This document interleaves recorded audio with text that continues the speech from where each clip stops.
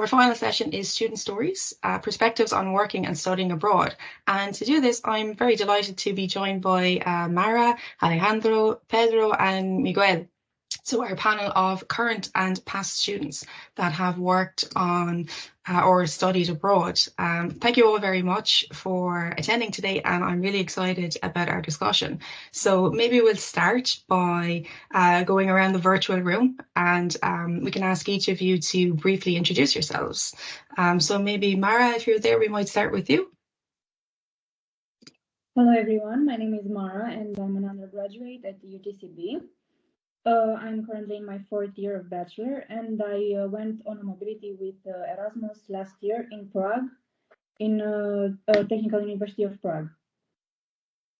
Fantastic. Alejandro, would you like to introduce yourself, please? Yeah, hello everybody. Thank you for the invitation, Rebecca. My name is Alejandro. I'm from Colombia. I'm living in Klaipėda right now in Lithuania. I have the opportunity to have a study before in US and also in Italy, and I'm currently on my 3rd year of management here in Klaipėda University. Super, super. Pedro, if we go to you next. Hello, everyone. So my name is Pedro. I'm originally from Brazil, but I'm studying here in Ireland. I'm just finishing my 2nd year of software system development, and I worked abroad for a summer in Spain last year. Fantastic. And finally to you, Miguel. Hi, I hope you hear me. Thank you for the invitation. My name is Miguel. I'm actually now a postdoc in university in Lithuania, but I did Erasmus Mundus Master, where I had the opportunity to go to Lithuania for a semester at the university. And then this is where I also started my PhD. But I was doing the PhD in Lithuania and doing my research in Germany. Super wide range of experience. Miguel, your audio is maybe a little bit in and out. I don't know if it's where you are, but maybe a little bit closer to the microphone might help. I don't know. But yeah, delighted to have you here. So thank you all very much for introducing yourselves. So we have Mara, Alejandro, Pedro, and Miguel.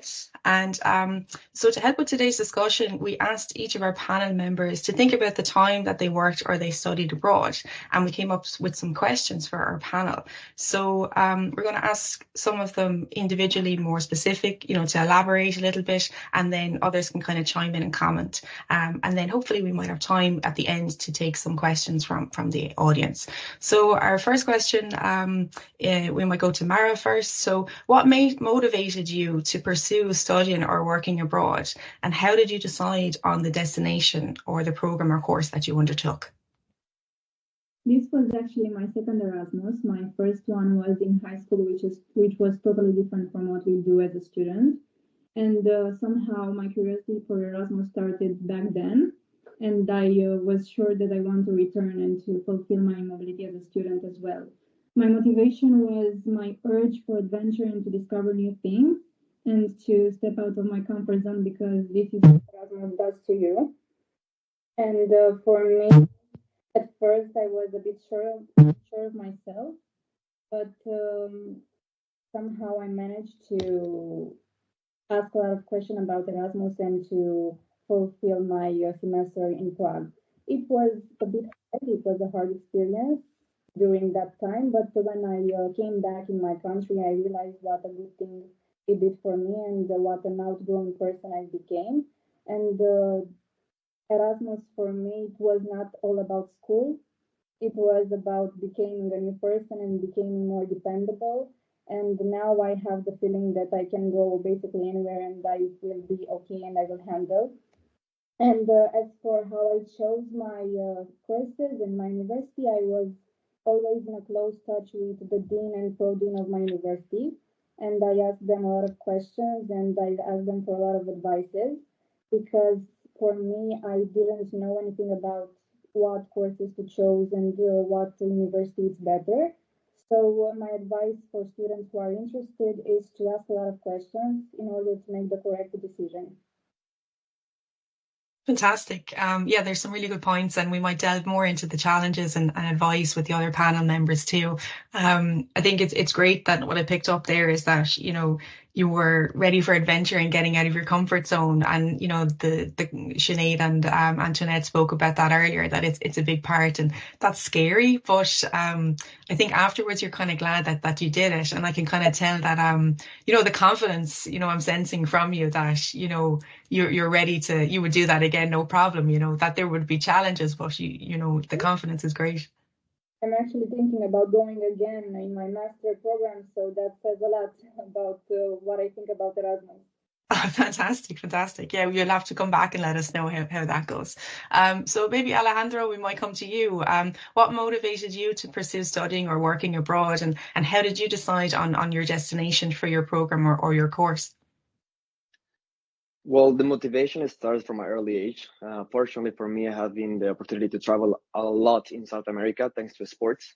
So from early age, I've been traveling almost to whole South America, skipping a few countries, then moved to US to study thanks to the sports. So that was my main motivation, the sports, the possibility to study somewhere else, to change the cultures. I met so many cultures in the past that when I arrived to US, the possibility to be there thanks to a program was like my main focus point.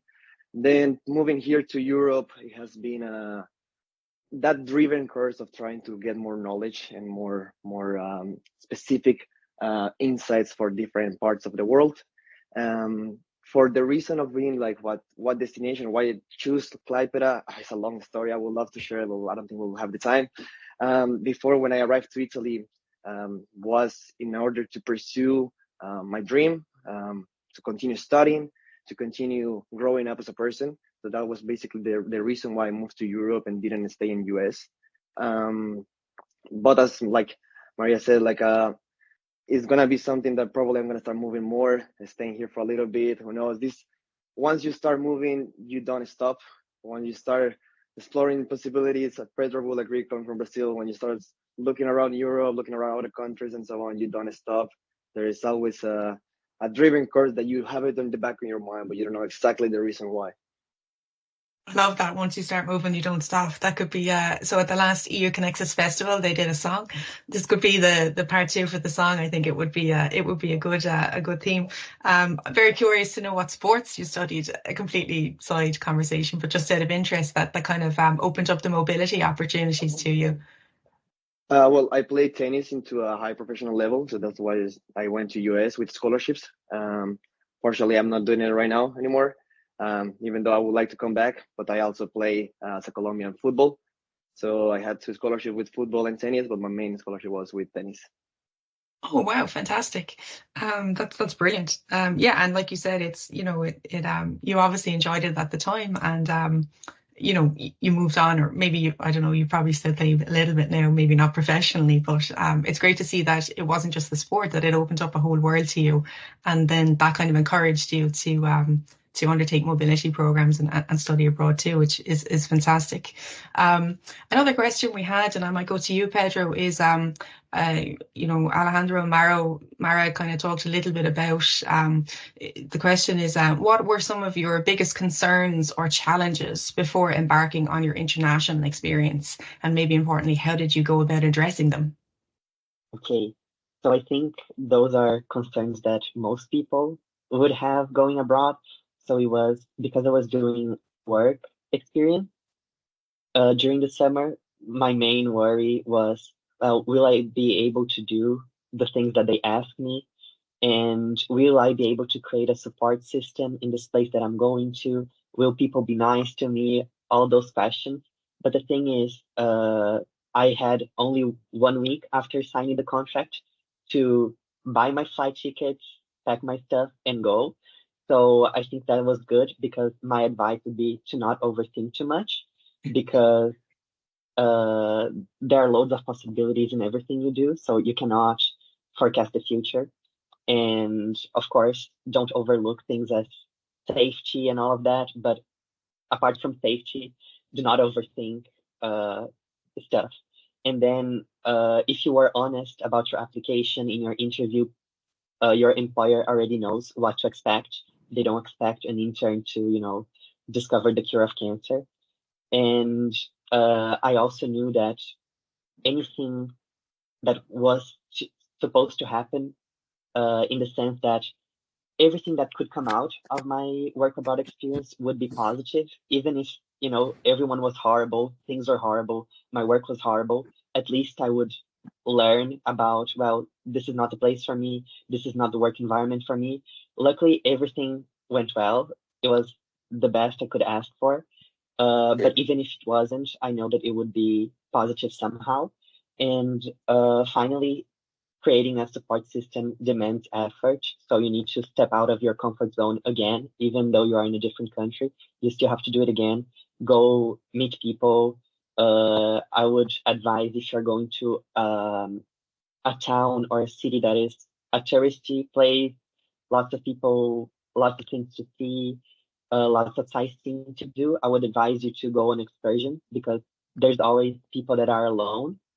So you can always link with them and get to meet them. And that's how I met people that, to this day, almost a year later, I still talk to. So that's my advice.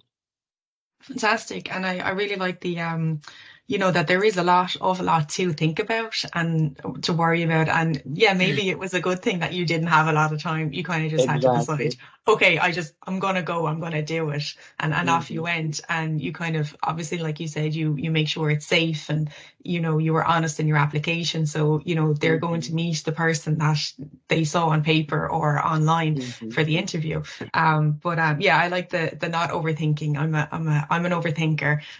So I think the idea of traveling can be scary, but it also can be great fun as well. I mean, you talked about like the sightseeing, and it's not just about it's the entire experience too. And we might talk about that a little more. I might open it back over to the panel. And maybe Mara, you mentioned a couple of challenges. Did you have anything to add to some of the comments that Pedro said, or?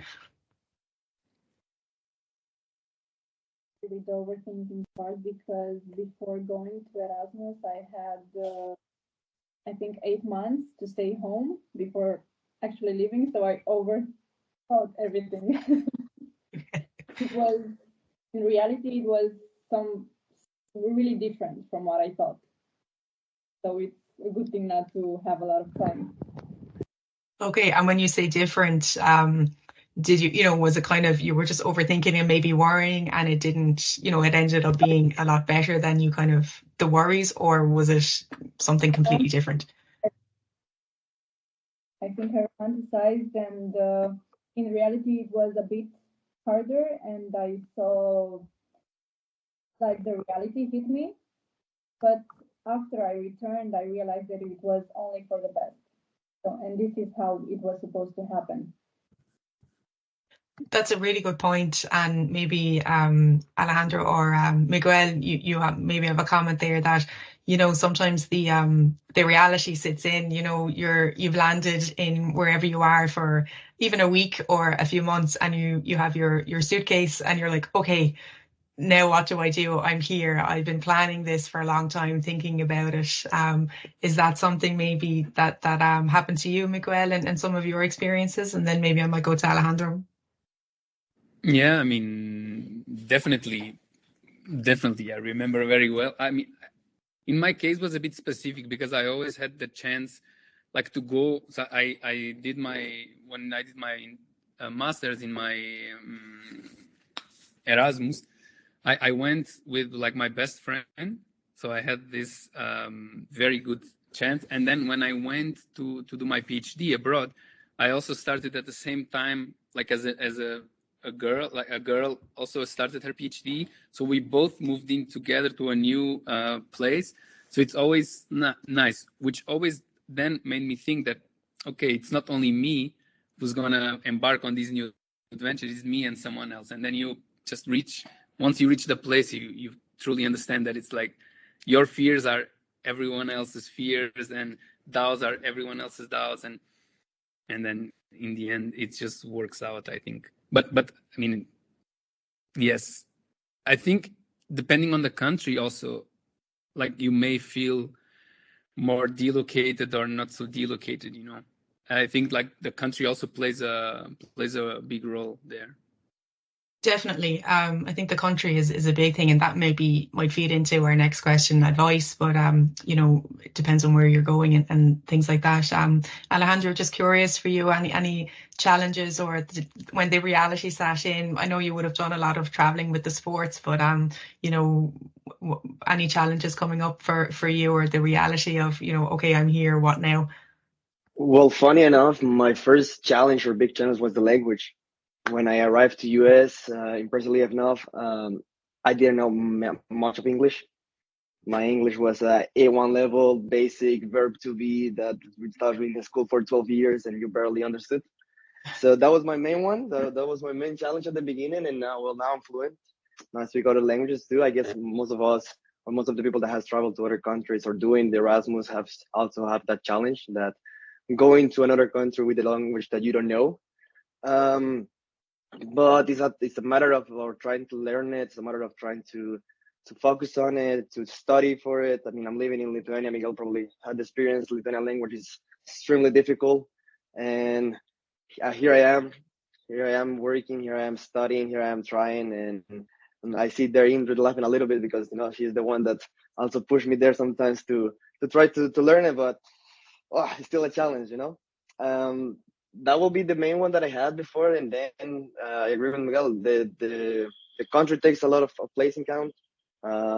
People also that you're surrounded with, the struggles that someone has, you will have it later on, or the struggle that you had before, maybe someone is going to have it after. So you can share the experience, and after sharing this, you can find a point that you can basically help each other. So it's always a way to the people that you're surrounded with and the things that you're doing, your activities, that's how you overcome your challenges. There's always going to be challenges. There's always going to be mistakes. There's always going to be something that you don't predict, or something that you're not sure what's going to happen. That's for sure. But, you have to raise your head and just continue walking, continue trying.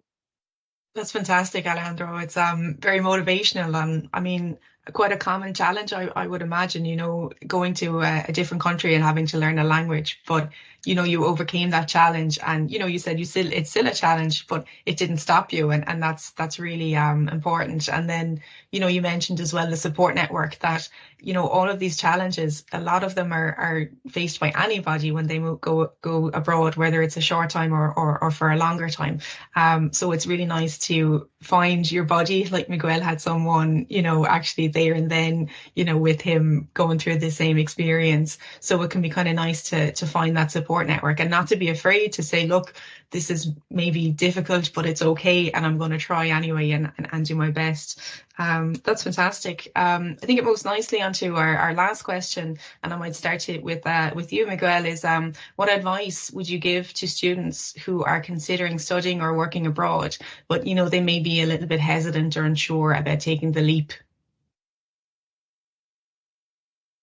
I mean, it's always hard to leave. I mean, because you never know. Like, for example, for me, I went for an Erasmus of 1 semester, and then I did the PhD, and I thought that I would be just a little bit abroad, and I've been now 10 years away from home. It's like you never know where it takes you. But I would say, like, I think also universities changed a lot. I mean, maybe I'm a bit old, like in this sense, and I graduated, like I started university in 2008, and it was a bit different. Like, you did not have so many international students at the time. You would not, like, universities, well, they were caring for students, but you did not have like this psychology support as you have now, and all these things. So I think these mechanisms that universities also have nowadays are very ensuring for internationals, for students. But I do think that there's a difference between studying abroad and working abroad in terms of your expectations. So, I mean, if you want to go abroad for studying, I mean, you have all the information there.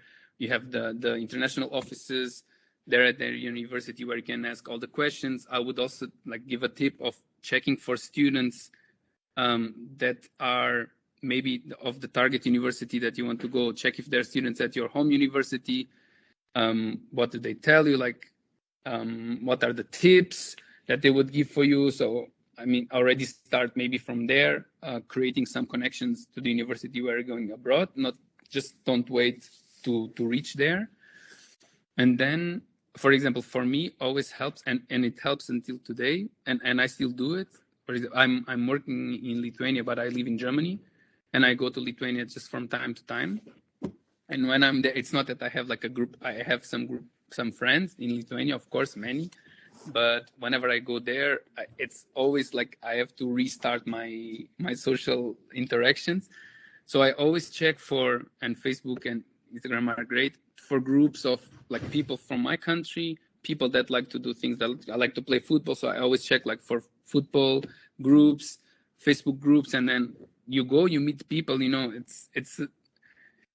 It's you cannot think yourself like I'm going to study abroad and I'm going to be with just like Erasmus students and so on. Look a bit out of it, because nowadays people are much more open also for foreigners and students and so on. For working is a bit different. I think you need to be very lucky to have people where you're going to work, to have people that are welcoming and that will help you a lot. I had this when I was a PhD student. Indra helped me a lot. She was a very nice person who pushed things and made me feel like home. But if you don't have this, and in many cases, for example, in Germany, it was a bit different. I did not have such a support, although I had like a great person there. But then in this case, try to connect with one of your colleagues and then go through there with one of your colleagues that you connect more.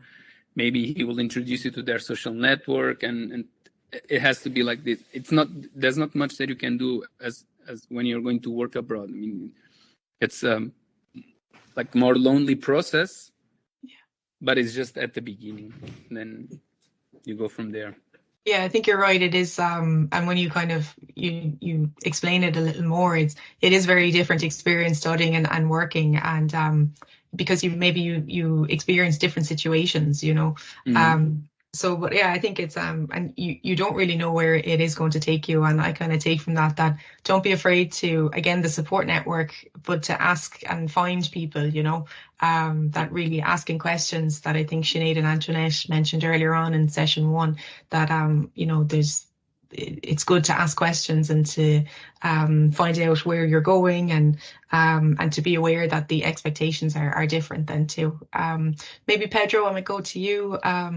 Any advice that you would give to students that are maybe considering studying or working abroad, but maybe not too sure about taking the leap? Well, my advice would be to definitely do it, because you learn so much about yourself. And we always have, at least I had so many questions like, well, I perceive myself as this, but is it because of my environment, or really I am like this? So I think of myself as an extrovert. Am I really an extrovert, or is it my environment? And when you change your environment, you are exposed to different challenges, and then you can discover more about yourself. And now it has given me so much confidence, because I know who I am, and I think that's very beneficial personally, but also professionally. When you come to an interview, people can feel that you know who you are, and I think that speaks a lot about a person. And yeah, my advice would definitely to take those opportunities. You will meet loads of nice people. You will discover more about yourself. I think all around there's a potential for good things, you know. That's fantastic. It's very true. And I think you get a better idea of what you want then in a future employer or international experience, because you've maybe been abroad and you kind of know yourself a little bit better, as you mentioned. So, what you may think you have wanted at one point in time, you go abroad and you have that experience, and it changes maybe your perspective or broadens your mind. And you know yourself a little bit better, which I think is a good thing. How about you, Mara? Any advice for students?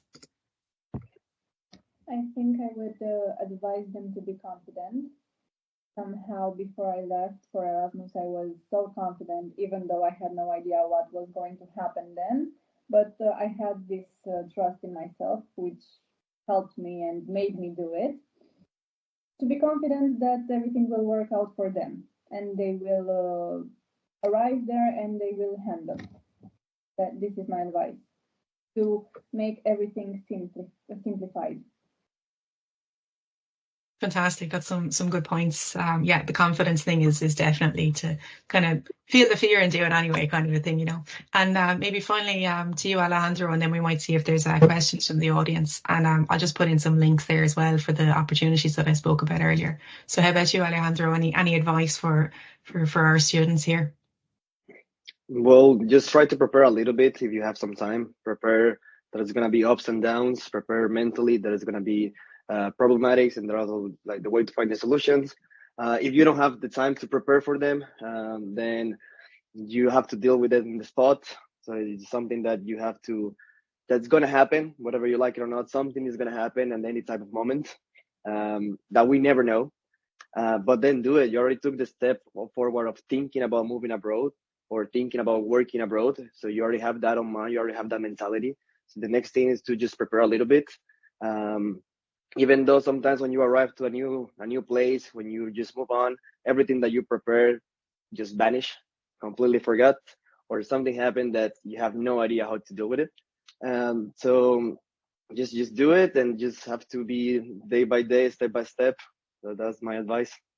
Yeah, it's a good you can only like it's important to plan and to think about, you know, your time abroad internationally. But there will be things that will happen that are out of your control, and really you can only control so much, and then that's kind of where the growth and the personal growth and professional development happens, because you're like, okay, I'm in this situation now, I have to solve this problem. I have no bank account and my card broke, or, you know, phone is not working.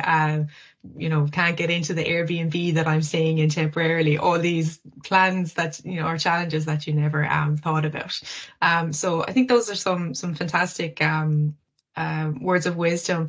Sinead, you had a comment there or a question? No, you just when you were mentioning about about growth, I often read a lot of the wise quotes by philosophers, especially from all over the world. And one of them I just happened to see last night. It just pops up in your social media. I can't recall who said it. Was it Confucius or somebody? But your growth lies in the obstacle, because if it's easy, there's no growth. You're just going along in autopilot. But it's when you're faced with an obstacle, be it trains, planes, automobiles, or whatever it is, therein lies the opportunity for personal development. Rebecca, you just made me think of that when you were speaking. That's all I wanted to say. Very good. Yeah. Thank you for sharing. Yeah. There's a question in the chat from Angela, or maybe you want to leave your hand up. Do you want to ask it there to the panel? Yeah, thanks. And thanks a million to all the panel. It was excellent, because often what I find in my role, it's a challenge to try and get students to move outside Waterford City, not to mind another country. We can't get them to go to another county. So I've total admiration for all of you. So well done. I suppose the other thing, a question what I'd want to know is, how do you communicate all the skills that you've gained from your working or studying to a potential employer?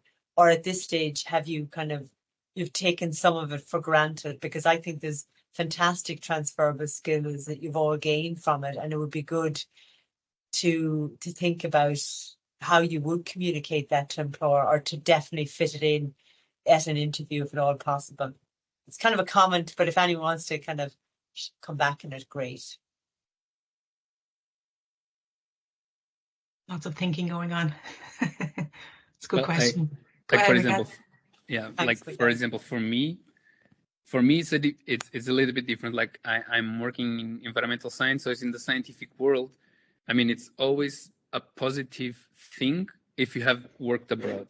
Like it's always viewed as a skill, like as something positive in your CV, for example, because and having worked in two countries, I understand, because the work dynamics are different, but also the thinking of how to solve things. So it's also different. So when you have different perspectives from different countries on how to solve things, I mean, it is valuable, and I do that. I think that employees look at it from a perspective of science. They will they check you on your research profile, but you're right. As a student who just finished and who's looking for a job, I think it's important to communicate the skills that you have gained. That's a good question. It's a good observation. Yeah, for students, I don't have a concrete, but for scientists, like if you work on academia, it's gonna be in your CV, and I think it's already a positive thing. Always positive view. And I think as researchers, the problem solving is a big one, and there's always problems to solve and challenges to overcome when you are abroad. So it's a good, you've lots of examples to showcase during the interview, but I guess it's about thinking, okay, what did I learn? And again, trying to communicate what those skills were, because you absolutely have loads of them from the international experience. It's just trying to show those off to the employer, and the best way to do that, thinking about it. Anyone else have any other comments to Angela's question about communicating skills to employers? I think it's what you said, Rebecca, because in interviews they always ask questions like, tell me about a time. And when you are abroad, you have so many experiences that you can talk about. So, for example, for me, if someone asks, tell me about a time that you used your problem-solving skill. Well, I went abroad because I was trying to find summer work here, and I couldn't find. So I can talk about that, and of course, at the end of my answer, I can talk about how beneficial that was to me, the skills I gained. So you expand your repertoire of experiences that you can talk about in an interview.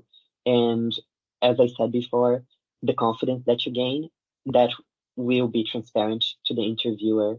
So like non-verbal communication will also develop positively. Absolutely. I mean, you've given lots of examples there of the different skills, and it's the opportunity to build those and also to show those off, because you've gone out of your comfort zone, you've taken the opportunity and to gain the experience abroad, and you'll learn a lot from it. So yeah, just in the interest of time, I might bring the student panel discussion to a close. Thank you so much to our speakers. I've learned actually a good few things too, which is always a good thing. And thank you so much to Sinead and Antoinette earlier on for their presentations, and to the employers too that shared their insights about the international experience. So I hope that you, the audience, have found today's event useful. The recordings will be shared on Job Teaser, and you will receive an email when this is available. So please sign up to Job Teaser and visit EU-CONEXUS, our website, for support with planning your time working or studying abroad. Enjoy the rest of your day, and thank you all again so much for joining our Go Global event. Angela, would you like to say a final word there? Yes, and just to thank all of you for participating, and Rebecca, Indra, and Neil as well, and to Sinead and Antoinette as well. So thanks a million. I know the time, we were worried, was it a good time for students, but I think all those who joined in today have definitely benefited, and it'll be great to share it with the rest of our colleagues. So thanks a million, and the best luck to all of you in your career. And thanks again. Thank you. Take care, everybody. Bye-bye.